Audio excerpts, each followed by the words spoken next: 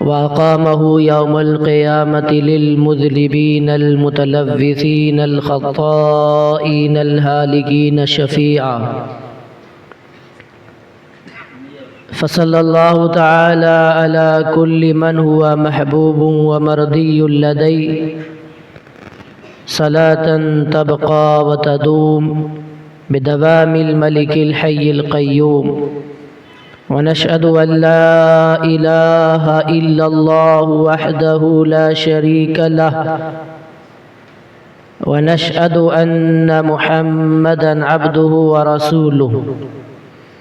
أما بعد، فأعوذ بالله من الشيطان الرجيم.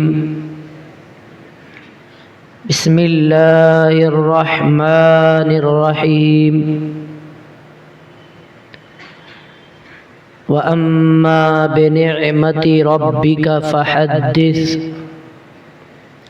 صدق الله العظيم وصدق رسوله النبي الأمين الكريم الرؤوف الرحيم، ونحن على ذلك لمن الشاهدين والشاكرين، والحمد لله رب العالمين. انتہائی عقیدت و محبت کے ساتھ حضور سرور کائنات، فخر موجودات، جان کائنات، رحمت للعالمین، انیس الغریبین، طٰہٰ و یاسین، خاتم النبیین، سید المرسلین، سید عالم، نور مجسم، شفیع امم، نبی مکرم، رسول محتشم، فخر آدم و بنی آدم، ارواحنا فدا، حضور احمد مجتبی محمد مصطفیٰ صلی اللہ تعالی علیہ وسلم کے دربار اقدس میں محبتوں کے ساتھ درود پاک کا نذرانہ پیش کریں اور پڑھیں اللہم صلی علی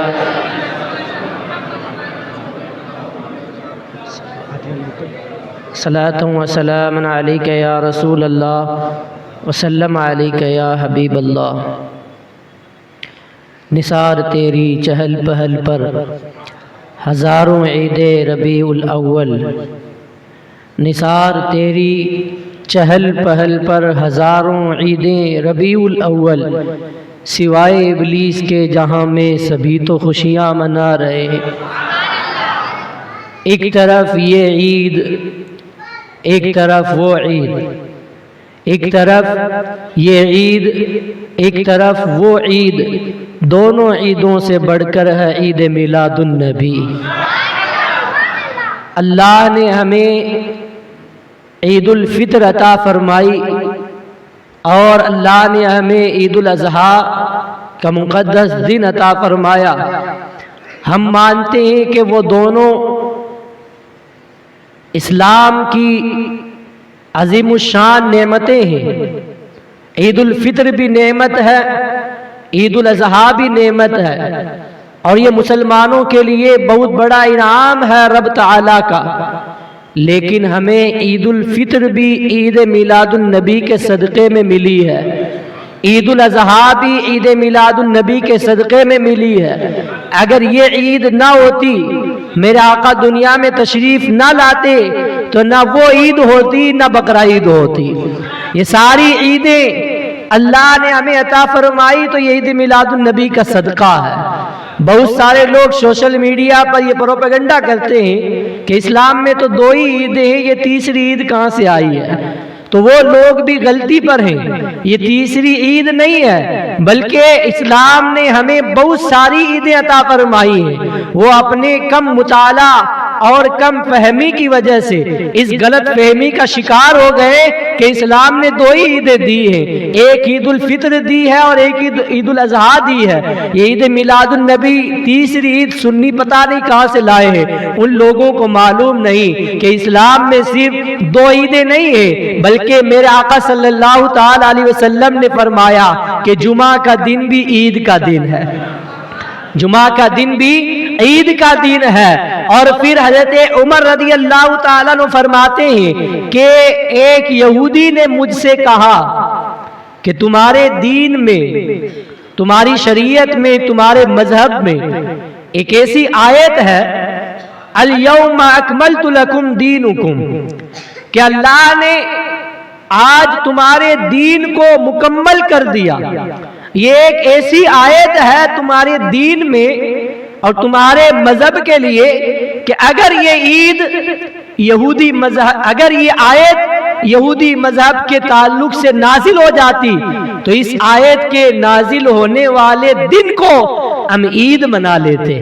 کون کہہ رہا ہے؟ یہودی کہہ رہا ہے کہ اگر یہ آیت یہودیوں کے یہاں یعنی توریت میں نازل ہو جاتی تو ہم اس کے نازل ہونے والے دن کو کیا منا لیتے؟ عید کا دن منا لیتے۔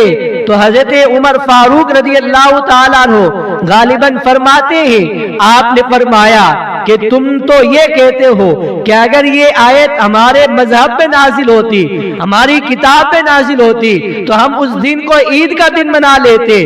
سنو، جس دن اللہ تعالیٰ نے یہ آیت کریمہ قرآن مجید میں نازل فرمائی اس دن ایک عید نہیں تھی، دو عیدیں تھی۔ اس دن دو عیدیں تھی، کیونکہ جس دن یہ آیت نازل ہوئی تھی وہ دن جمعہ کا دن بھی تھا اور وہ دن عرفہ کا دن بھی تھا۔ تو یوم عرفہ جو بقرعید سے ایک دن پہلے آتا ہے، 9 ذی الحجہ کا دن، یہ بھی حدیث پاک کی روشنی میں مسلمانوں کے لیے عید کا دن ہے اور جمعہ کا دن بھی عید کا دن ہے۔ تو بہت ساری عیدیں ہمارے آقا صلی اللہ تعالی علیہ وسلم نے ہمیں عطا فرمائی ہے، اور ابھی تم ابھی تک تیسری عید کو شمار کرنے میں لگے ہو تو پتا چلا کہ اسلام کے اندر 2 عیدیں نہیں ہیں، بلکہ اسلام میں یوم عرفہ بھی عید کا دن ہے، جمعہ کا دن بھی عید کا دن ہے، اور جس دن میرے آقا صلی اللہ تعالی علیہ وسلم دنیا میں تشریف لائے وہ عید تمام عیدوں سے بڑھ کر عید کا دن ہے۔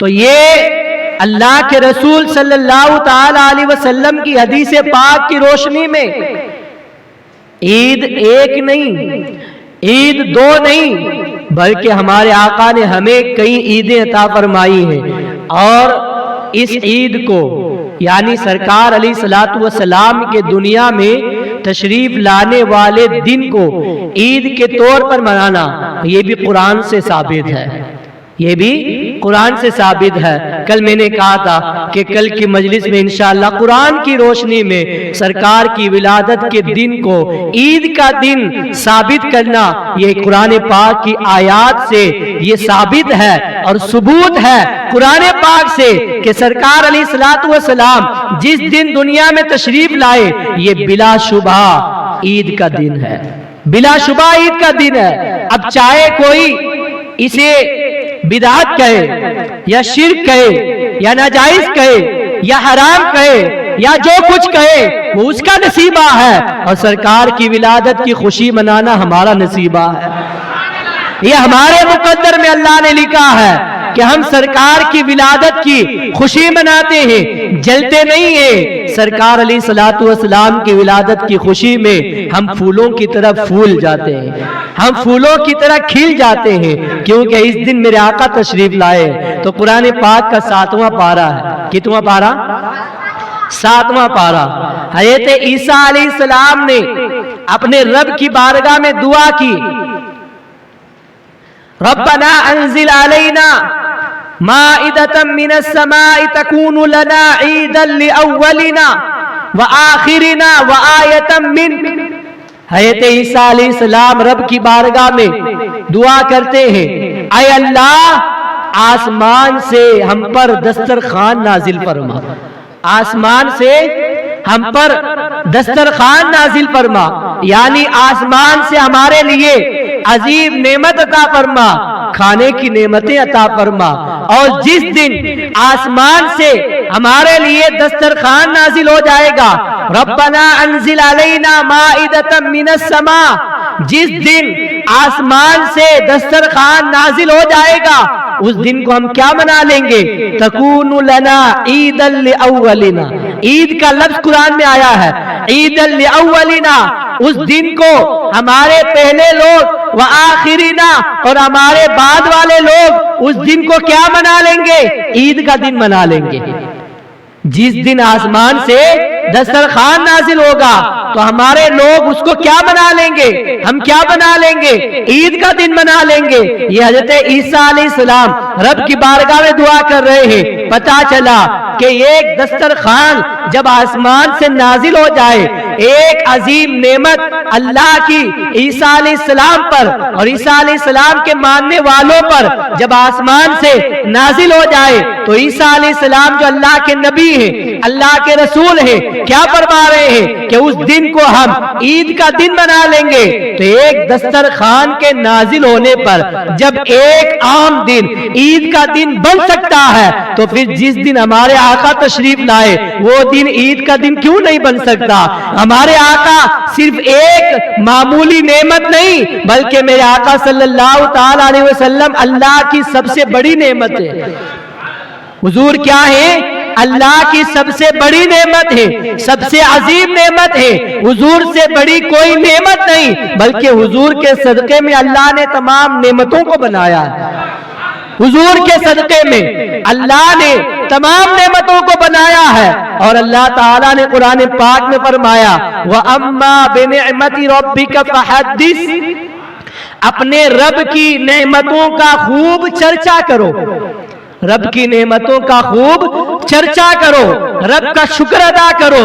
رب نے ہمیں آنکھیں عطا کی، رب نے ہمیں انسان بنایا، رب نے ہمیں ہاتھ عطا کیے، رب نے چلنے کی طاقت عطا فرمائی، رب نے کھانے پینے کے لیے طرح طرح کی نعمتیں عطا کی، رب نے ہمیں اولاد عطا فرمائی، رب نے ہمیں مال و دولت سے نوازا، رب نے ہمیں بہترین گھر عطا فرمایا، رب تعالیٰ نے ہمیں ماں باپ کی صورت میں نعمت عطا کی، رب تعالیٰ نے ہمیں طرح طرح کی نعمتیں عطا فرمائی۔ تو ہر نعمت پر رب کا شکر ادا کرنا اور رب کا چرچا کرنا، اس کا حکم کون دے رہا ہے؟ قرآن پاک میں اللہ خود حکم دے رہا ہے۔ تو ایک معمولی نعمت پر جب اس کا چرچا کرنے کا حکم قرآن دے رہا ہے تو میرے آقا تو سب سے بڑی نعمت ہے، تو پھر ہم سرکار کی ولادت کا چرچا کیوں نہ کرے؟ پھر ہم سرکار کی ولادت کی خوشی منا کر اللہ کا شکر ادا کیوں نہ کرے کہ اس دن میرے آقا دنیا میں تشریف لائے، اس دن حضور صلی اللہ علیہ وسلم دنیا میں تشریف لائے۔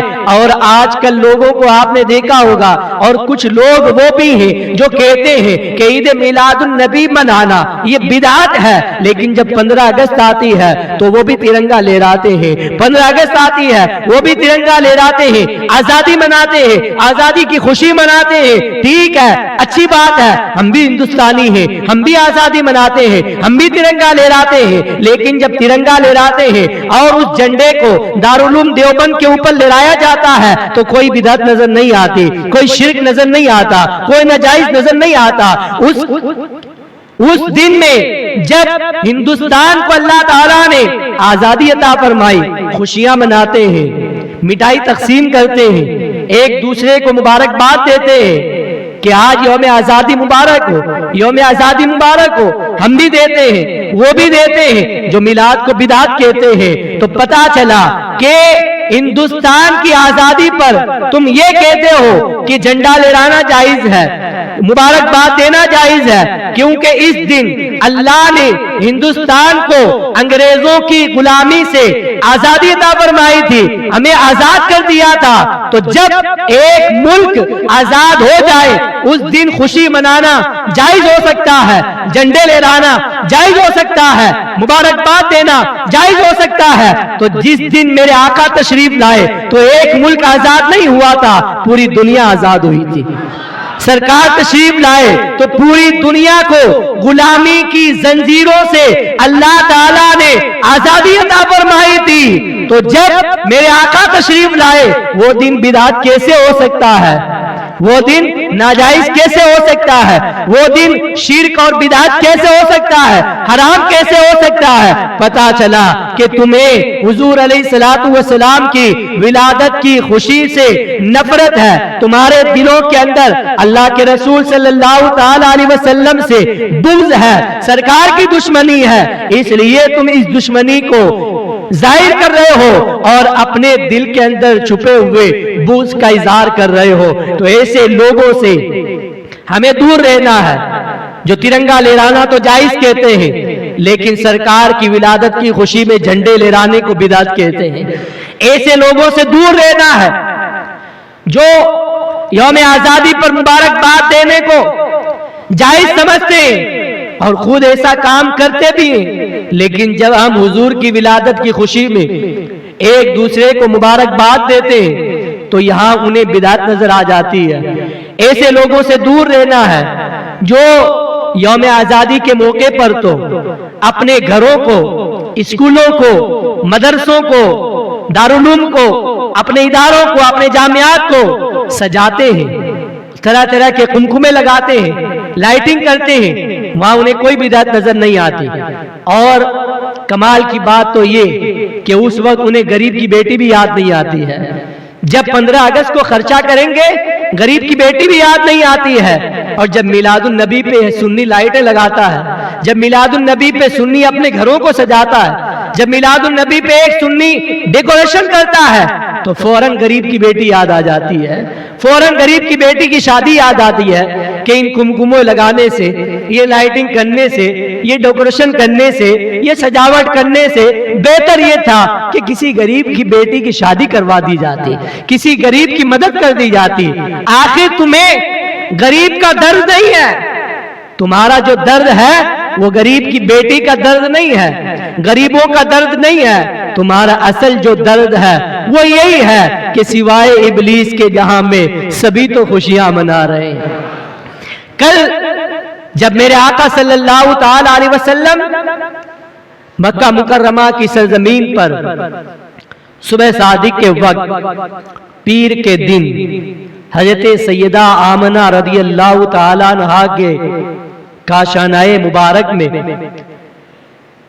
हुजूर की विलादत हुई, तो उस वक्त कौन रोया था? सारी दुनिया ने खुशियां मनाई थी, यहां तक कि खानाए काबा भी खुशी से झूमने लग गया था। आला हजरत फरमाते हैं, तेरी आमद थी कि बैतुल्लाह मुजरे को झुका, तेरी आमद थी कि बैतुल्लाह मुजरे को झुका, तेरी हैबत थी कि हर बुत थरथरा कर घिर गया। जब अल्लाह के रसूल सल्लल्लाहु अलैहि वसल्लम की विलादत हुई सुबह सादिक के वक्त में, हज़रत अब्दुल मुत्तलिब जो हुजूर के दादा जान हैं, फरमाते हैं उस वक्त में खानाए काबा का तवाफ कर रहा था। अचानक मैंने देखा कि खानाए काबा मेरे घर की तरफ झुक रहा है, खानाए काबा मेरे घर की तरफ झुक रहा है। मैं अजीब कशमकश में पड़ गया, हैरान हो गया कि आखिर आज खानाए काबा मेरे घर की तरफ क्यों झुक रहा है। थोड़ी देर के बाद मेरे घर से किसी ने मुझे ये खबर और खुशखबरी सुनाई, कहे अब्दुल मुत्तलिब मुबारक हो, तुम्हारे बेटे अब्दुल्ला के घर में एक लख्ते जिगर की आमद हुई है। बोलो सुभान अल्लाह। तुम्हारे बेटे अब्दुल्ला के घर में एक बेटे की विलादत हुई है। सैयदना अब्दुल मुत्तलिब फरमाते, मैं समझ गया कि मेरे बेटे के घर में जो बेटा आया है, अब्दुल्ला के घर में जो नूरे नजर आया है, ये कोई मामूली इंसान नहीं है, ये कोई मामूली इंसान नहीं है। इसीलिए तो खानाए काबा आज मेरे घर की तरफ झुक रहा था। पता चला कि आज खानाए काबा भी खुशियां मना रहा है कि आज वो आ गया जो मुझे बुतों से पाक कर देगा। हुजूर जब दुनिया में तशरीफ नहीं लाए थे, उससे पहले खानाए काबा में बुत रखे हुए थे, मूर्तियां रखी हुई थी, लोग उसकी पूजा करते थे। जमाने जाहिलियत के अंदर भी कई बुत खानाए काबा के आसपास रखे हुए थे, लोग उनको पूजते थे। तो खानाए काबा जो खुशी से झूम उठा है, इसकी वजह यही है कि खानाए काबा ज़बान हाल से ये कह रहा है کہ آج وہ نبی آ گیا جو مجھے بتوں کی گندگی سے پاک کر دے گا، جو بتوں کی بندگی سے پاک کر دے گا اور ساری مخلوق کو ان بتوں کے سامنے جھکنے سے روک کر وحدہ لا شریک کی بارگاہ میں جھکا دے گا۔ ایک رب کی بارگاہ میں سجدہ کرنے کا طریقہ بتانے والا ایک نبی معظم تشریف لے آیا ہے، اور تیری ہیبت تھی کہ ہر بت تر ترا کر گر گیا۔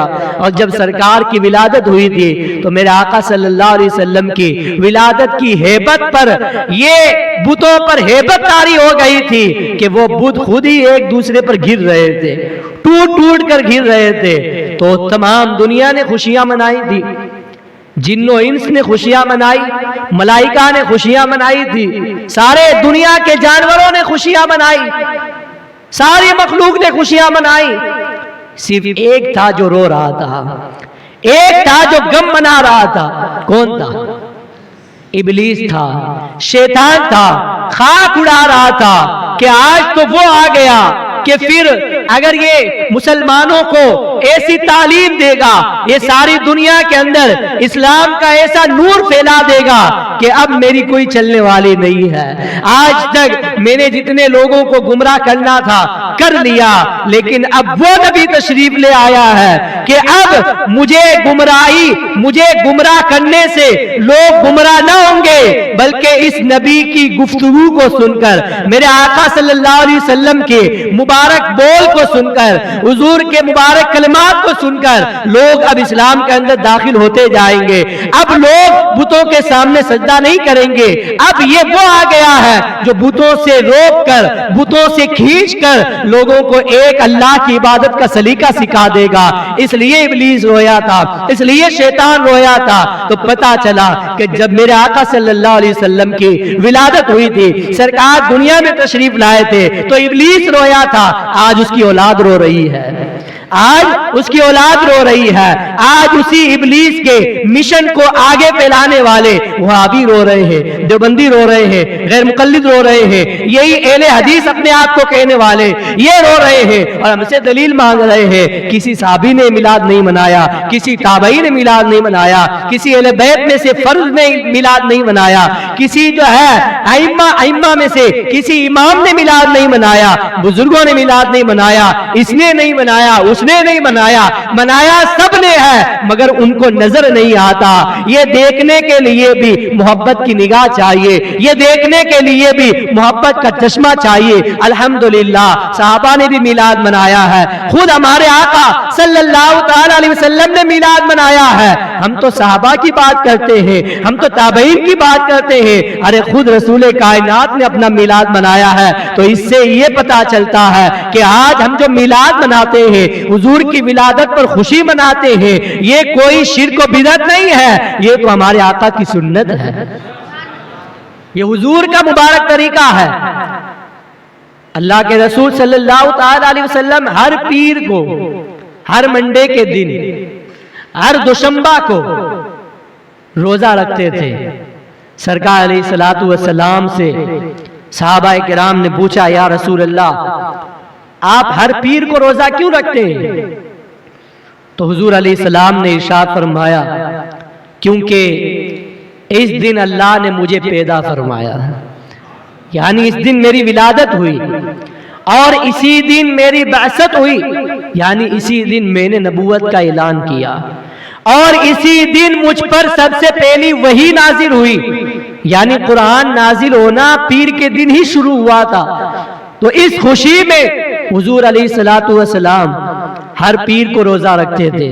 تو میلاد منانے کا انداز الگ ہو سکتا ہے، طریقہ الگ ہو سکتا ہے، تاریخوں میں اختلاف ہو سکتا ہے، لیکن میلاد منانے کو ناجائز سمجھنا یہ صرف ابلیس کا کام ہی ہو سکتا ہے، یہ صرف شیطان کا کام ہو سکتا ہے کہ خوشی مت مناؤ۔ اور بڑی عجیب لوجک ہے ان لوگوں کی، سمجھ میں نہیں آتی کہ کیسی عقل اور عقلوں پر کس طرح ان کے پردہ پڑ گیا ہے۔ جب سنی محرم الحرام میں سیدنا امام عالی مقام سید الشہداء نواسہ رسول امام حسین رضی اللہ تعالی عنہ کا یوم شہادت مناتے ہیں، اور کربلا کے واقعات سناتے ہیں اور امام حسین کی دردناک شہادت کا تذکرہ کرتے ہیں، تو یہی وہابی کیا کہتا ہے؟ سوگ تو 3 دن ہی ہے، غم تو 3 دن منانا ہی جائز ہے۔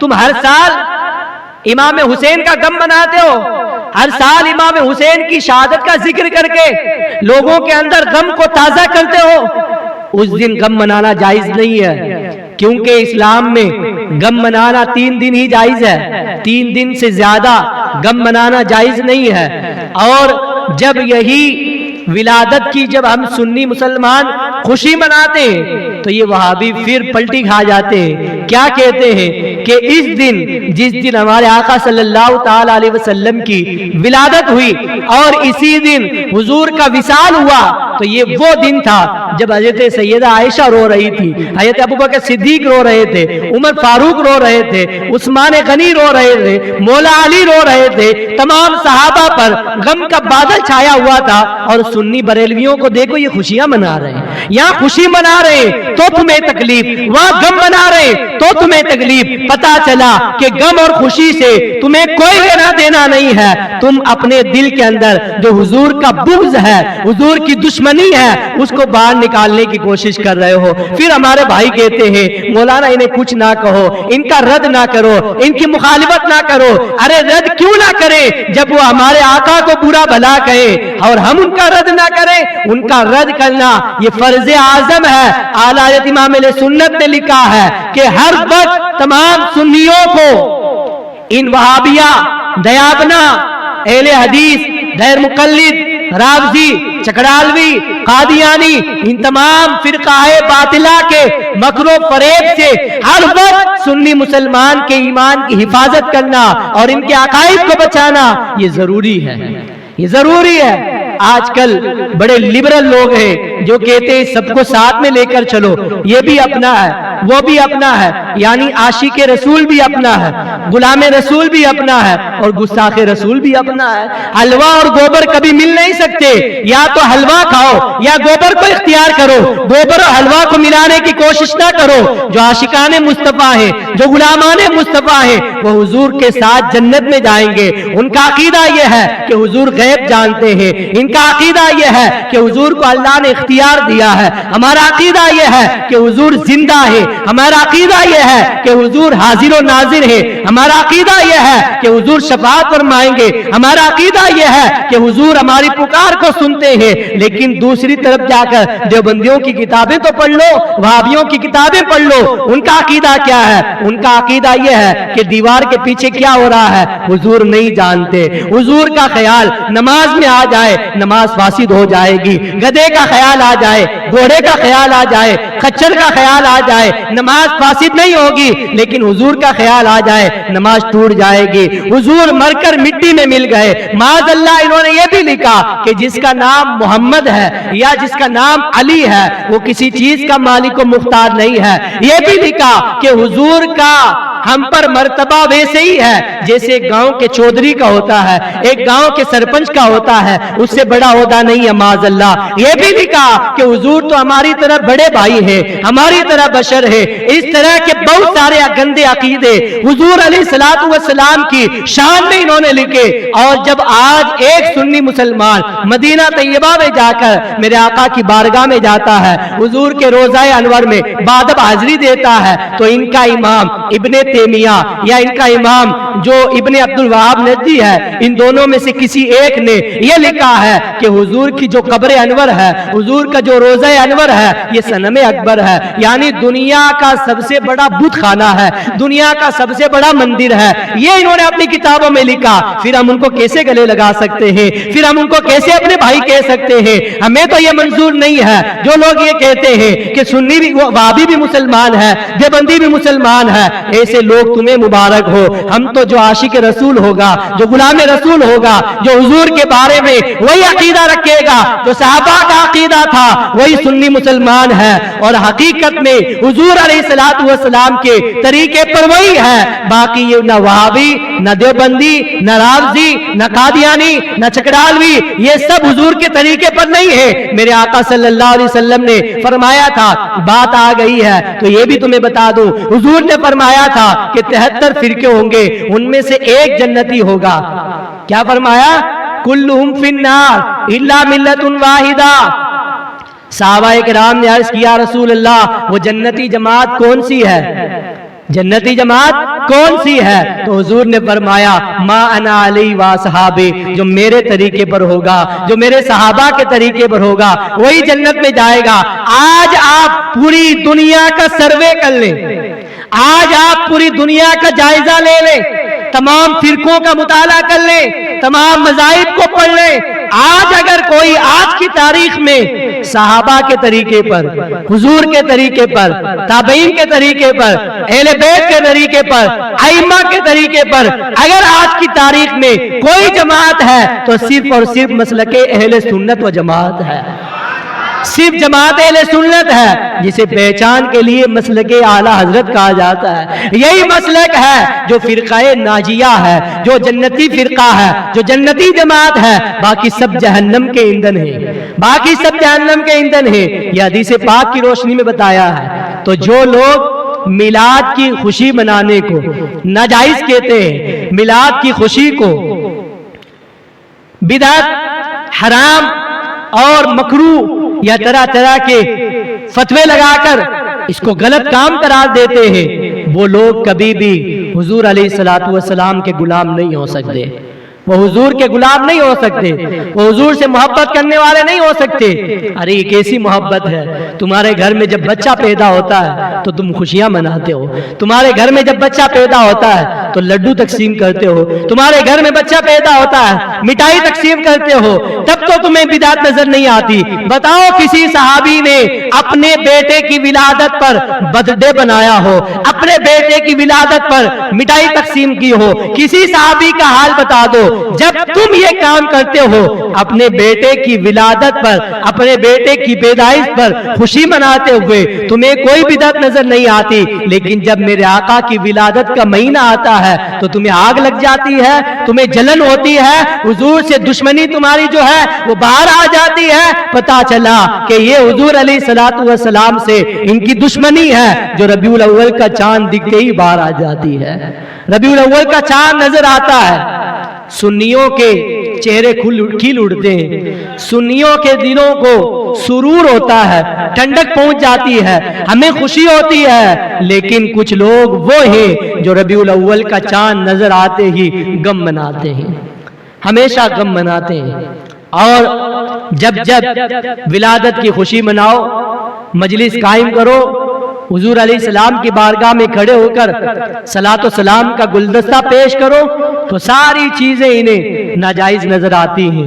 میرے آقا صلی اللہ تعالی علیہ وسلم تو وہ ہیں کہ حضور اگر نہ ہوتے تو کوئی نہ ہوتا، نہ زمین ہوتی، نہ زمان ہوتا، نہ آسمان ہوتے، نہ عرش و کرسی ہوتے، نہ لوح و قلم ہوتے، نہ جنات ہوتے، نہ انسان ہوتے، کچھ نہ ہوتا۔ حضور دنیا میں تشریف لائے تو اللہ تعالیٰ نے حضور کے صدقے میں تمام کائنات کو بنایا ہے، تمام کائنات کو بنایا حضور کے صدقے میں۔ اور حضور علیہ الصلوۃ والسلام کا مقام یہ ہے کہ جب اللہ کے رسول صلی اللہ تعالی علیہ وسلم کی ولادت ہوئی تو اللہ تعالیٰ نے فرمایا لقد من اللہ علی المؤمنین اذ بعث فیہم رسولا، کہ بے شک مومنوں پر بڑا احسان ہوا اللہ کا کہ انہی میں سے ایک رسول بھیج دیا۔ اب آپ دیکھیں اللہ تعالیٰ نے کتنی ہمیں نعمتیں عطا فرمائی، طرح طرح کی نعمتیں، ہم کھاتے ہیں، پیتے ہیں، سوتے ہیں، چلتے ہیں، اپنے معاملات طے کرتے ہیں، یہ ساری اللہ کی نعمتیں۔ جدھر آپ نگاہ اٹھا کر دیکھیں آپ کو اللہ کی نعمت کا جلوہ نظر آئے گا، ہر چیز اللہ کی نعمت ہے۔ یہ لائٹیں، یہ پنکھے، یہ ساری چیزیں جن سے ہم فائدہ اٹھا رہے ہیں یہ اللہ کی نعمتیں، اللہ کی اتنی نعمتیں کہ ہم انہیں گن بھی نہیں سکتے، شمار سے باہر ہیں، بے شمار اللہ نے نعمتیں عطا فرمائی۔ لیکن کسی ایک نعمت پر بھی اللہ نے یہ نہیں فرمایا کہ میں نے تمہیں یہ نعمت دی ہے تو احسان کیا، اس نعمت پر احسان کیا، کسی نعمت پر، جبکہ اللہ تعالیٰ نے احسان عظیم فرمایا۔ یہ آنکھ اتنی بڑی نعمت ہے کہ جو آنکھ والا نہیں ہے، جو نابینا ہے، اس سے پوچھو آنکھ کس کو کہتے ہیں، آنکھ کیا ہے، آنکھ کا مقام کیا ہے، اور اس دیکھنے کی طاقت کیا ہے۔ جس کے پاس آنکھیں نہیں ہیں اس سے پوچھو کہ آنکھ کتنی بڑی دولت ہے۔ یہ کان اللہ نے ہمیں عطا فرمائے، سننے کی قوت عطا فرمائی۔ جو بیچارے بہرے ہیں ان سے پوچھو کہ یہ کان کتنی بڑی نعمت ہے۔ یہ ہاتھ اللہ نے ہمیں عطا فرمائے، کتنی بڑی نعمت ہے۔ جن کے ہاتھ نہیں ہیں ان سے پوچھو کہ یہ کتنی بڑی نعمت ہے۔ جن کے پاؤں نہیں ہیں ان سے پوچھو کہ یہ پاؤں کتنی بڑی نعمت ہے۔ تو اللہ نے احسان عظیم فرمایا، یہ بڑی بڑی نعمتوں سے ہمیں نوازا، لیکن کسی ایک نعمت پر بھی رب تعالیٰ نے احسان نہیں جتایا۔ احسان فرمایا ضرور ہے، اللہ نے احسان فرمایا لیکن جتایا نہیں۔ آدم علیہ السلام سے لے کر عیسیٰ علیہ السلام تک 2,24,000 یا کم و بیش 1,24,000 انبیاء کرام کو دنیا میں بھیج کر تمام دنیا کے انسانوں کی رہنمائی فرمائی، صراط مستقیم پر چلنے کا سلیقہ بتایا۔ انبیاء کرام تشریف لاتے رہے، لوگوں کو، بھٹکے ہوئے لوگوں کو راہ راست پر چلاتے رہے۔ یہ بہت بڑا اللہ کا انعام ہے اور بہت بڑا احسان ہے، لیکن کسی ایک نبی کو بھیج کر اللہ تعالیٰ نے یہ نہیں فرمایا کہ میں نے تم پر احسان فرمایا ہے، احسان جتایا نہیں ہے۔ لیکن جب اپنے حبیب صلی اللہ تعالی علیہ وسلم کو دنیا میں مبعوث فرمایا تو حضور کی ولادت کا اللہ نے یوں تذکرہ فرمایا، اے مومنو، میں نے تم میں سے ایک رسول بھیج دیا اور یہ اللہ کا بہت بڑا تم پر احسان ہے۔ لقد من اللہ، یہ اللہ نے احسان فرمایا۔ تو پتا چلا کہ کسی نعمت پر احسان نہ جتایا، اور جب اپنے حبیب کی ولادت ہوئی، اپنے حبیب کو پیدا فرمایا، اپنے حبیب کو دنیا میں بھیجا، تو اللہ تعالیٰ نے فرمایا مومنوں پر میں نے احسان فرمایا۔ تو صرف حضور کی ولادت پر اللہ نے احسان جتایا۔ اس سے یہ بھی معلوم ہوتا ہے اور اس نتیجے پر ہم پہنچتے ہیں کہ اللہ نے اپنے حبیب کی آمد پر، اپنے حبیب کی ولادت پر جو احسان جتایا ہے، اس کا مطلب یہ ہے کہ اللہ تعالیٰ نے یہ فرمایا کہ تم ایک عام نعمتوں کی طرح، معمولی نعمتوں کی طرح میرے حبیب کو نہ سمجھ لینا، میرا حبیب سب سے بڑی نعمت ہے۔ جتنی میں نے تمہیں نعمتیں دی ہیں، ان تمام نعمتوں میں سب سے بڑی نعمت میں نے اپنے حبیب کی صورت میں دی ہے۔ اور واقعی اللہ کا احسان ہے، کوئی اپنا محبوب کسی کو نہیں دیتا ہے، اللہ نے اپنا محبوب ہمیں دے دیا ہے، اللہ نے اپنا محبوب ہمیں دے دیا ہے۔ اور حضور علیہ السلام تو کسی اور جہان میں تشریف لے جا سکتے تھے۔ 18,000 عالم ہے، 18,000 عالم ہے، 18,000 جہان ہے ساری کائنات کے اندر، لیکن اللہ تعالیٰ نے اسی عالم میں، اسی دنیا میں، اسی زمین پر اپنے حبیب کو بھیج کر ہم پر واقعی احسان عظیم فرمایا۔ وہ ہر عالم کی نعمت ہے، کسی عالم میں رہ جاتے، یہ حضور کی مہربانی ہے، یہ عالم پسند آیا۔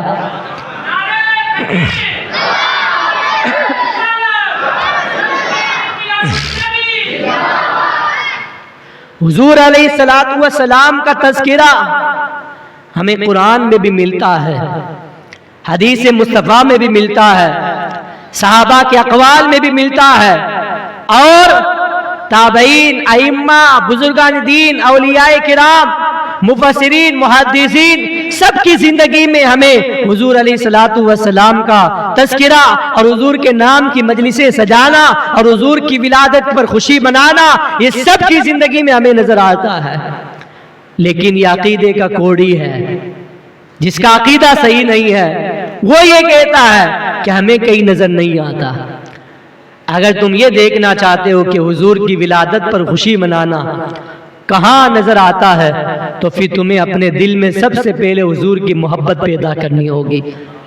اگر دل میں حضور کی محبت ہے تو پھر تمہیں قرآن میں بھی نظر آئے گا، بخاری میں بھی نظر آئے گا، مسلم میں بھی نظر آئے گا، ترمذی میں، نسائی میں، ابن داؤد میں اور ابن ماجہ میں، سب میں نظر آئے گا، حدیث کی ہر کتاب میں نظر آئے گا لیکن شرط یہ ہے کہ تمہارے دلوں کے اندر اس بغض کو نکال کر محبت رسول ہونا چاہیے.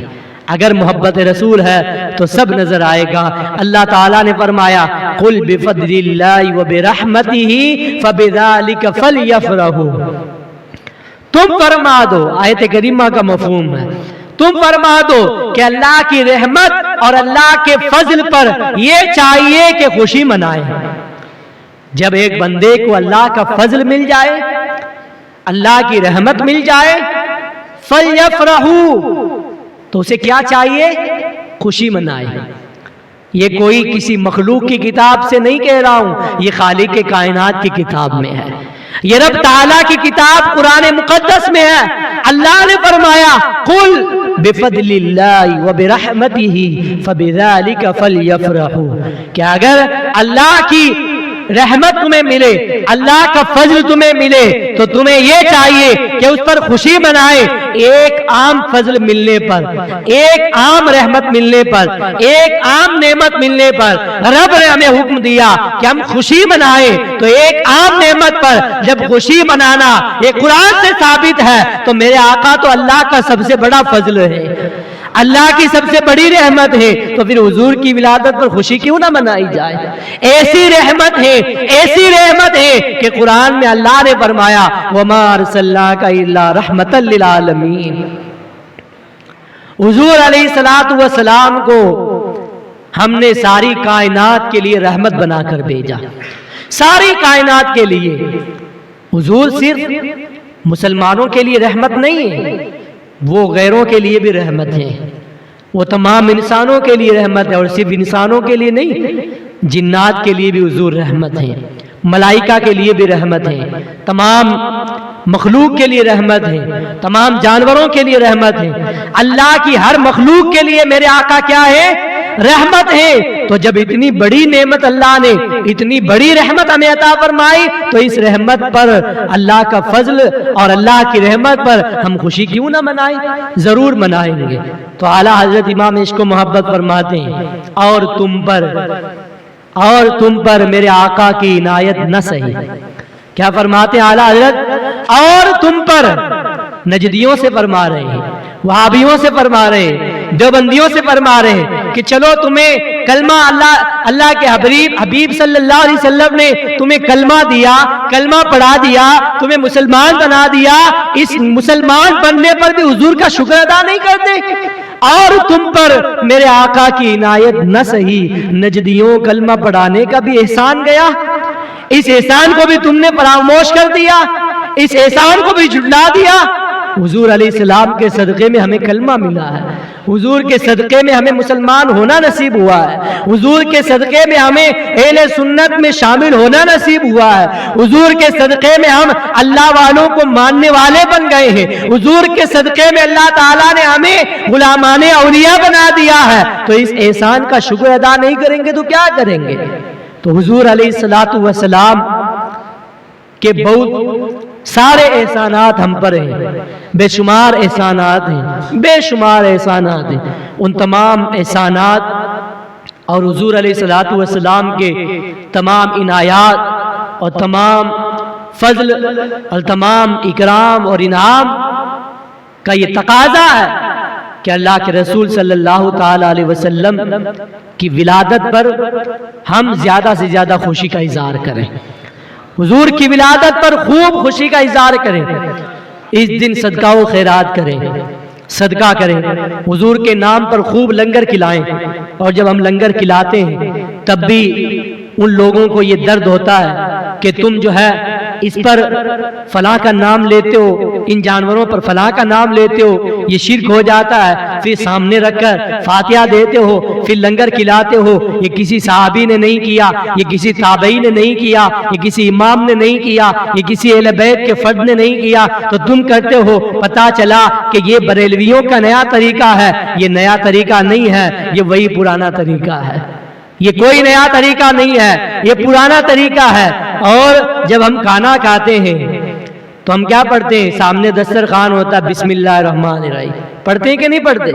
اور بسم اللہ کیا ہے؟ بسم اللہ قرآن کی ایک آیت ہے. کیا ہے؟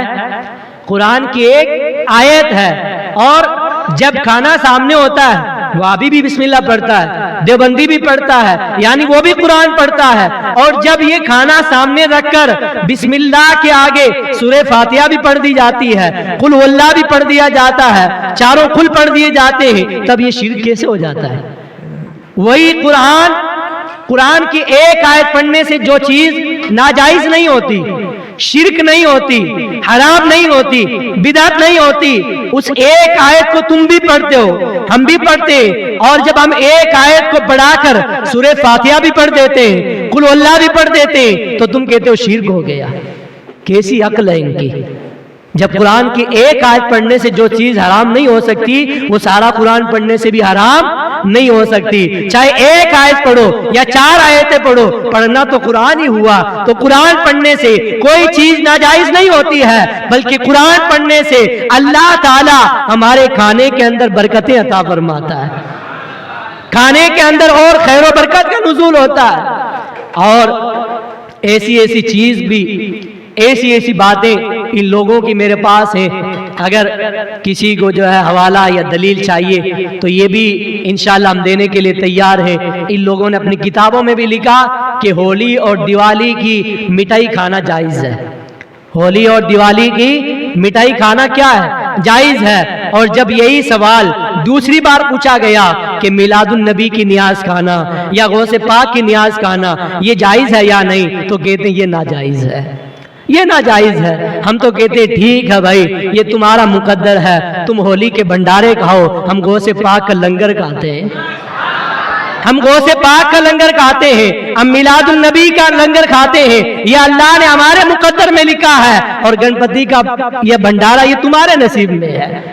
یہ دیپاولی اور غیروں کا تہوار اور اس کو خوشی منانا اور ان پر طرح طرح کے کھانے کھانا، مٹھائیاں تقسیم کرنا، یہ تمہیں مبارک ہو، اور میلاد النبی کا لنگر ہمیں مبارک ہو۔ یہ تو نصیب کی بات ہے، یہ اللہ نے ہمارے مقدر میں لکھا ہے، تو تم لوگوں کو ان سے بحث نہیں کرنا ہے۔ جب بھی ایسی پوسٹ واٹس ایپ پر یا سوشل میڈیا پر آئے کہ کہاں لکھا ہے، کس نے منایا ہے، کس نے نہیں منایا، تو تمہیں ایک ہی جواب دینا ہے، یہ سنیوں کے مقدر میں لکھا ہے۔ کہاں لکھا ہے؟ سنیوں کے مقدر میں لکھا ہے۔ یہ اللہ نے ہمارے نصیبے میں لکھا ہے کہ ہم میلاد مناتے ہیں، اور تمہارے نصیب میں میلاد نہ منانا اور میلاد منانے والوں پر شرک اور بدعت کے فتوے لگانا یہ تمہارے نصیب میں ہے، اور حضور کی ولادت کی خوشی منانا ہمارے نصیب میں ہے۔ اور یہ کوئی نیا طریقہ نہیں ہے، قرآن سے بھی آپ نے سن لیا، حدیث پاک سے بھی سن لیا۔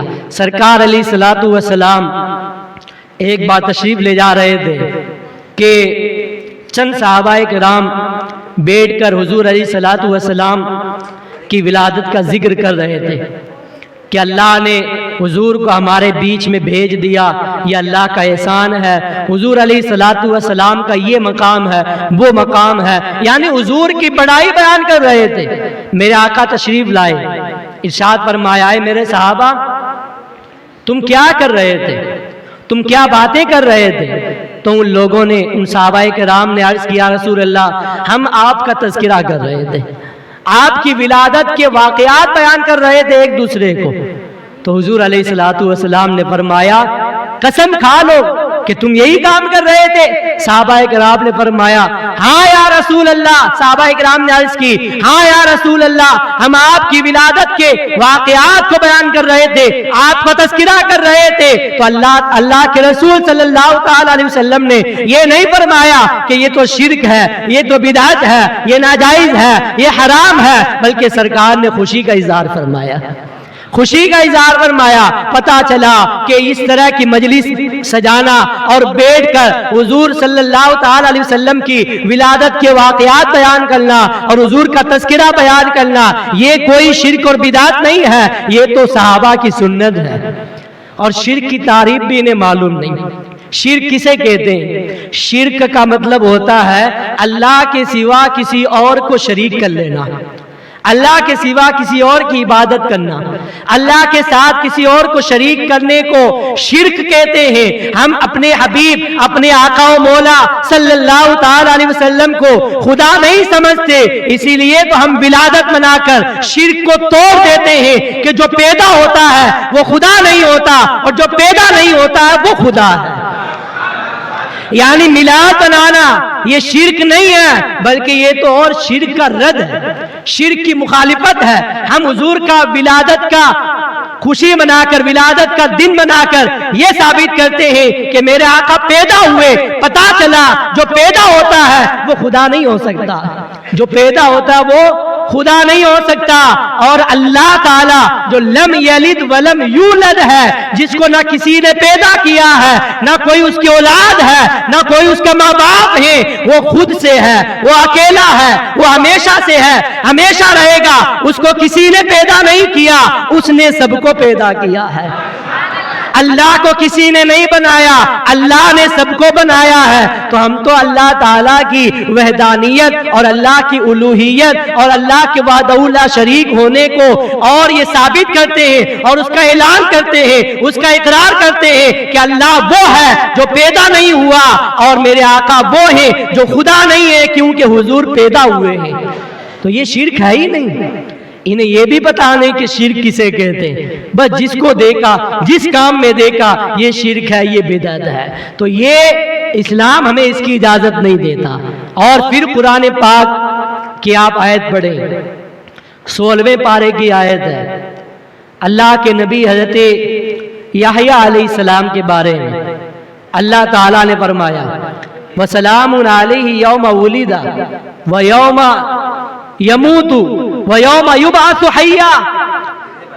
اللہ نے اپنے نبی حضرت زکریا یا حضرت یحییٰ کے بارے میں فرمایا کہ سلامتی ہو اس دن پر جب یحییٰ پیدا ہوئے، سلامتی ہو اس دن پر۔ وَسَلَامٌ عَلَيْهِ يَوْمَ وُلِدَ، 16ویں بارے میں اللہ نے فرمایا سورہ مریم کہ سلامتی ہو اس دن پر جس دن اللہ کے نبی پیدا ہوئے، وَيَوْمَ أَمُوتُ، اور سلامتی ہو اس دن پر جس دن اللہ نے انہیں موت عطا فرمائی، یعنی جس دن ان کا انتقال ہوا۔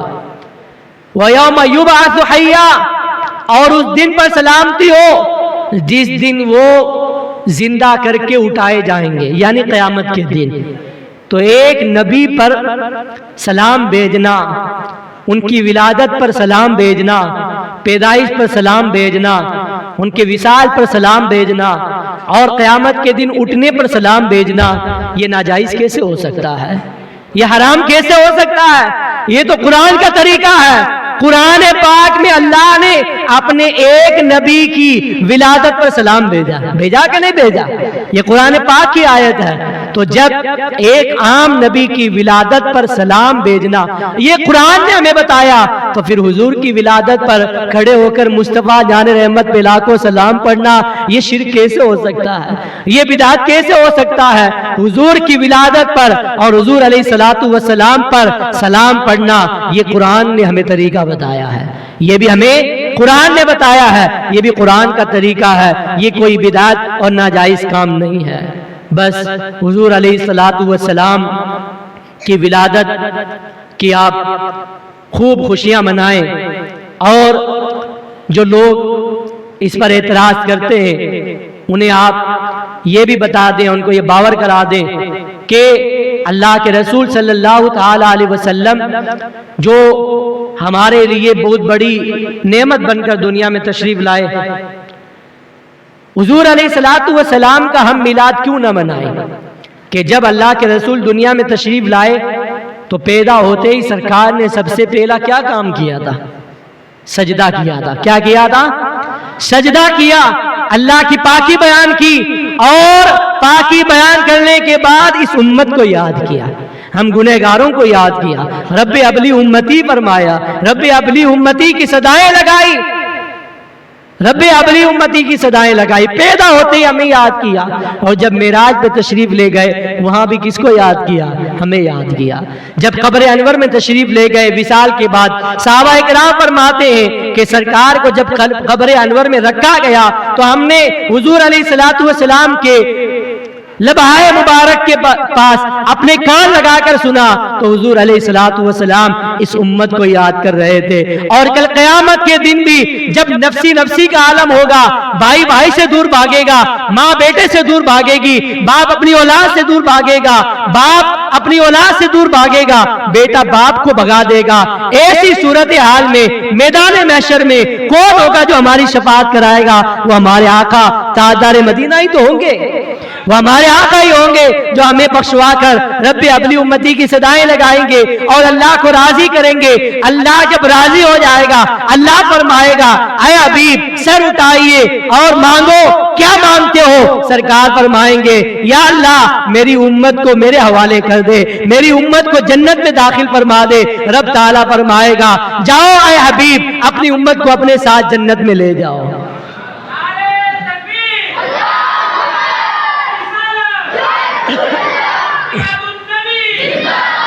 तो हुजूर अलैहिस्सलातु वस्सलाम ने विलादत में याद किया, शबे मेराज याद किया, विसाल मुबारक के वक्त याद किया, मैदान महशर में हमें बख्शवाएंगे।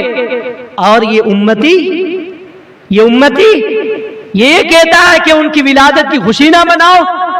हुजूर ने हमें हर वक्त याद किया, तो फिर हम पर यह फर्ज बनता है, हमारी ये जिम्मेदारी है, मोहब्बत का ये तकाजा है कि हम हर वक्त हुजूर अलैहिस्सलातु वस्सलाम का जिक्र खैर करें, हर वक्त हुजूर का तज़किरा करें, हुजूर पर दुरूद पाक की कसरत करें, खूब दुरूद पढ़े, अपने काम में जब मसरूफ हो तब भी दुरूद पढ़े, काम से फारिग हो जाए तब भी दुरूद पढ़े, चलते हैं तो दुरूद पढ़े, बैठते हैं तो दुरूद पढ़े, उठते हैं तो दुरूद पढ़े, सोते सोते दुरूद पढ़े, बेदार होते ही दुरूद पढ़े, नमाज से पहले दुरूद पढ़े, नमाज के बाद दुरूद पढ़े, अजान से पहले दुरूद पढ़े, अजान के बाद दुरूद पढ़े। हर वक्त हुजूर की बारगाह में दुरूद के नगमे और दुरूद के गुलदस्ते पेश करो। यह हुजूर अलैहिस्सलातु वस्सलाम की मोहब्बत का तकाजा है। और आला हजरत ने हमें यही पैगाम दिया, दुश्मने अहमद पे शिद्दत कीजिए, मुल्हिदों की क्या मरवत कीजिए, गैस में जल जाए बेदीनों के दिल, या रसूल अल्लाह की कसरत कीजिए, जो न भूला हम गरीबों को रजा। क्या फरमाया आला हजरत ने? जो ना भूला। हुजूर ने हमें कभी नहीं बुलाया, हुजूर ने हमें हर वक्त याद किया। तो हम पर भी ये फर्ज बनता है कि हम हुजूर की आंखों को ठंडक पहुंचाएं। और हुजूर की आंखों की ठंडक क्या है? क्या है? नमाज है। बयान सुनने तो सब आए, लेकिन नमाज में कहाँ रहते हैं? फजर में कहाँ रहते हैं? जोर असर मगरिब इशा में कहाँ रहते हैं? जब लोगों से पूछा जाए कि भाई नमाज क्यों नहीं पढ़ते, आते नमाज पढ़ने, आपके पीछे नमाज पढ़ते। कौन सी नमाज पढ़ते हो? जुमा पढ़ते। सिर्फ जुमा के लिए मस्जिद बनाई गई है क्या? सिर्फ जुमा फर्ज करा दिया गया? जिस तरह जुमा फर्ज है, रोजाना 5 वक्त की नमाज फर्ज है। कितने वक्त की? 5 वक्त की। तो हुजूर का जो सच्चा आशिक होगा, जो हुजूर से सच्ची मोहब्बत करने वाला होगा, वो कभी नमाज को कज़ा नहीं करेगा। तो आला ने फरमाया, जो ना भूला हम गरीबों को रजा, याद उसकी अपनी आदत कीजिए। हुजूर की याद अपनी आदत बना लीजिए, अपनी आदत में शामिल कर लीजिए। हर वक्त हुजूर को याद करेंगे, बैठते, सोते, उठते, चलते फिरते, दुकान में बैठते तब भी, तिजारत करते वक्त, बिजनेस करते वक्त, जॉब करते वक्त, मुलाजिमत करते वक्त, हर काम में हर वक्त हुजूर पर दुरूद पढ़ेंगे इंशाअल्लाह। रोजाना कम से कम 313 बार दुरूद जरूर पढ़े। कितनी बार? 313 बार। जो बंदा रोजाना 313 बार दुरूद पढ़ता है, वो दुरूद पाक की कसरत में शुमार किया जाता है, यानी कसरत से दुरूद पढ़ने वालों में उसका नाम लिखा जाता है। मेरे आका अलैहिस्सलातु वस्सलाम ने फरमाया, क़यामत के दिन मुझसे सबसे ज्यादा करीब वो शख्स होगा जिसने दुनिया में मुझ पर ज्यादा दुरूद पढ़ा होगा। हुजूर के करीब कौन कौन होना चाहता है? क़यामत के दिन कौन कौन करीब होना चाहता है? सब होना चाहते हैं। तो फिर जरूरी है कि ज्यादा से ज्यादा हुजूर पर दुरूद पढ़ेंगे ना इंशाअल्लाह। दुरूद पाक एक ऐसा नगमा है और एक ऐसा वजीफा है कि कोई बीमार है तो दुरूद पढ़ के दम करो।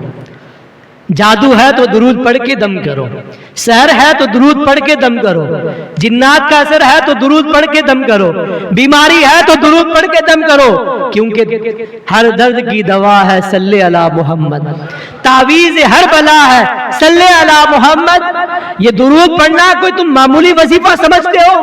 یہ درود کوئی معمولی وظیفہ نہیں ہے، یہ تمام وظیفوں کی جان ہے۔ کوئی وظیفہ، کوئی نماز، کوئی عبادت اس وقت تک قبول نہیں جب تک اس وظیفے سے پہلے اور اس کے بعد درود نہ پڑھا جائے۔ تو ہمارا ہر وظیفہ آگے پیچھے درود پڑھنے کا محتاج ہے، ہمارا ہر وظیفہ آگے پیچھے درود پڑھنے کا محتاج ہے، اور بغیر درود تم چاہے جو وظیفہ کر لو، تمہارا وظیفہ آسمان اور زمین کے درمیان لٹکا رہے گا۔ اگر تم یہ چاہتے ہو کہ ہمارا ہر وظیفہ اللہ کی بارگاہ میں قبول ہو جائے اور اس وظیفے کا اثر ہماری زندگی میں ظاہر ہو جائے، تو اس سے پہلے بھی درود پڑھو اور وظیفے کے بعد بھی درود پڑھو، درود پاک کی کثرت کرو۔ یہ میلاد النبی کا بہت بڑا پیغام ہے۔ اور دوسرا میلاد النبی کا پیغام حضور علیہ الصلوۃ والسلام کی آنکھوں کو ٹھنڈک پہنچاؤ، یعنی نماز کی پابندی کرو، نماز کی پابندی کرو۔ اگر نماز نہیں ہے، تم جلوس میں جاتے ہو، عصر بھی غائب ہے، مغرب بھی غائب ہے، عشاء بھی غائب ہے، جلوس میں گئے تھے، کہاں گئے تھے؟ جلوس میں گئے تھے، اپنی محبت کا اظہار کرنے گئے تھے۔ جس جلوس کے اندر نماز کا اہتمام نہ کیا جائے، اس جلوس سے بہتر ہے کہ تم جلوس میں نہ جاتے، اس جلوس سے بہتر ہے کہ جلوس میں نہ جاتے۔ اگر جلوس میں گئے ہو تو نماز کا اہتمام کرو، نماز کا اہتمام کرو، پھر جلوس نکالو تو یہ جلوس تمہارا مقبول ہے، یہ جلوس تمہارا کامیاب ہے۔ تو جلوس بھی نکالو، جلوس بھی نکالو، حضور کی ولادت کی خوشی بھی مناؤ، حضور کی ولادت پر جھنڈے لے لاؤ، گھروں کو سجاؤ، خوشیوں کا اظہار کرو، صدقہ و خیرات کرو، لنگر کا اہتمام کرو، سب کچھ کرو، لیکن سب سے پہلے نماز کا اہتمام کرو، نماز کا اہتمام کرو۔ یہ مسجد بنا دی گئی عالی شان، لیکن مسجد کی شان رنگ و روگن، لائٹیں، ڈیکوریشن، اور یہ ٹائلز، یہ قالین، یہ پنکھے، یہ ایئر کنڈیشن، یہ مسجد کا رنگ و روگن نہیں ہے۔ مسجد کی اصل سجاوٹ نمازیوں کے سجدوں میں ہے۔ جتنے نمازی ہوں گے، جتنے سجدے ہوں گے، وہ مسجد اتنی خوبصورت ہو جائے گی۔ مسجد کو آباد کرو، اللہ تمہارے گھروں کو آباد کرے گا۔ تم مسجد کو آباد کرو، اللہ تمہارے گھروں کو آباد کرے گا، اور تمام گناہوں سے دور ہو جاؤ۔ چھوٹے بڑے تمام گناہوں کو چھوڑنے کی کوشش کرو۔ ہندوستان میں آپ سب جان رہے ہیں کس طرح کے حالات ہیں، کیسے حالات ہیں، لیکن ہماری عیاشیاں ختم نہیں ہو رہی، ہماری عیاشیاں ختم نہیں ہو رہی۔ ہم وہی نشہ کر رہے ہیں، وہی شراب پی رہے ہیں، وہی طرح طرح کا نشے میں ملوث ہیں۔ ہمیں کچھ معلوم ہی نہیں کہ کس طرح سے جو ہے ہمیں یہاں پر مارنے کی پلاننگ بنائی جا رہی ہے، ہمارے خلاف کیسے کیسے منصوبے بنائے جا رہے ہیں، مسلمانوں کو بھگانے کی کیسی پلاننگ بنائی جا رہی ہے۔ لیکن مسلمان ہے کہ شراب سے فرصت نہیں ہے، زنا سے فرصت نہیں ہے، جوا سے فرصت نہیں ہے، نشے سے فرصت نہیں ہے، جھوٹ، غیبت، گالی گلوچ، لڑائی جھگڑے سے فرصت نہیں ہے، اپنے پڑوسیوں سے لڑنے سے فرصت نہیں ہے، ایک دوسرے کو گالی دینے سے فرصت نہیں ہے۔ یہ ہمارے مسلمان بھائیوں کا حال ہے، یہ نوجوانوں کا حال ہے۔ تو اگر تم یہ چاہتے ہو کہ اللہ کے رسول صلی اللہ تعالی علیہ وسلم تم سے راضی ہو جائیں، اور تم پر جو آج یہ غم کے بادل منڈلا رہے ہیں، یہ سارے غم کے بادل خوشیوں میں تبدیل ہو جائیں، اور جو لوگ مسلمانوں کے خلاف، اسلام کے خلاف، قرآن کے خلاف، سنت مصطفیٰ کے خلاف جو پلاننگ بنا رہے ہیں، یہ تمام پلاننگ فیل ہو جائے۔ اگر تم یہ چاہتے ہو تو اس کا سب سے بہترین ذریعہ یہی ہے کہ حضور کی سیرت پر عمل کیا جائے، نمازوں کی پابندی کی جائے، گناہوں سے نفرت کی جائے، نیکیوں سے محبت کی جائے، اور حضور علیہ الصلوۃ والسلام کے غلاموں کے ساتھ، حضور سے محبت کرنے والوں کے ساتھ محبت کی جائے، اور حضور کے دشمنوں کے ساتھ دشمنی کی جائے۔ دشمنوں کے ساتھ محبت نہ کریں، جو حضور کا دشمن ہے وہ ہمارا دشمن ہے کہ نہیں؟ جو اللہ کا دشمن، جو حضور کا دشمن، جو صحابہ کا دشمن، وہ ہمارا دشمن۔ اور جو اللہ سے محبت کرنے والا، جو حضور سے محبت کرنے والا، صحابہ اور اہل بیت سے محبت کرنے والا، پنجتن پاک سے محبت کرنے والا، چار یار سے محبت کرنے والا، وہ ہم سے محبت کرنے والا، ہم اس سے محبت کرنے والے۔ اہل سنت کا ہے بیڑا پار صحاب حضور، نجم ہے اور ناو ہے عطرت رسول اللہ کی۔ اللہ تعالی ہم سب کو عمل کی توفیق عطا فرمائے۔ اب آپ سب ایک اس بات کو بھی نوٹ کر لیں کہ ابھی ہم سب ان تبرکات کی زیارت کریں گے، یہ کوئی معمولی چیز نہیں ہے۔ ہم نے حضور علیہ السلام کو نہیں دیکھا، ہمارے آقا کی زیارت نہیں کی، لیکن اللہ تعالیٰ نے ہم پر یہ بہت بڑا احسان فرمایا، اور اللہ کا بے پناہ شکر و کرم ہے کہ اللہ نے ہمیں اپنے حبیب صلی اللہ تعالی علیہ وسلم کے منہ مبارک کی زیارت سے مشرف فرمایا، اور یہ سعادت عطا فرمائی کہ اگرچہ ہم نے حضور کو نہ دیکھا لیکن حضور کی جانب منسوب منہ مبارک کو تو دیکھ لیا۔ یہ منہ مبارک کی زیارت کرنا یہ بھی صحابہ کا طریقہ ہے۔ بہت سارے واقعات ہیں، صرف ایک واقعہ بیان کرتا ہوں کہ حضرت خالد ابن ولید، نام سنا نا آپ نے؟ حضرت خالد ابن ولید جو بہت بڑے بہادر تھے، ایسے بہادر کہ جس جنگ میں چلے جاتے اور سامنے والا لشکر رومیوں کا، عیسائیوں کا لشکر اگر یہ سن لیتا کہ فلاں لشکر کے اندر آج مسلمانوں کے اس لشکر میں خالد ابن ولید آئے ہوئے ہیں، وہ پہلے ہی پیچھے ہٹ جاتے تھے۔ خالد ابن ولید کا نام سن کر پیچھے ہٹ جاتے تھے، یعنی ایسا روب اور دبدبا اللہ تعالیٰ نے آپ کو عطا فرمایا۔ کئی سینکڑوں جنگیں آپ نے کی، سینکڑوں لڑائیاں لڑی، لیکن ایک جنگ بھی آپ ہارے نہیں، ایک جنگ بھی نہیں ہارے۔ ہر جنگ میں اللہ نے آپ کو فتح عطا فرمائی، کامیابی عطا فرمائی۔ لیکن حضرت خالد ابن ولید خود فرماتے ہیں کہ اس کامیابی کا راز کیا ہے، اس کامیابی کا راز کیا ہے کہ ہر جنگ میں اللہ نے مجھے فتح عطا فرمائی۔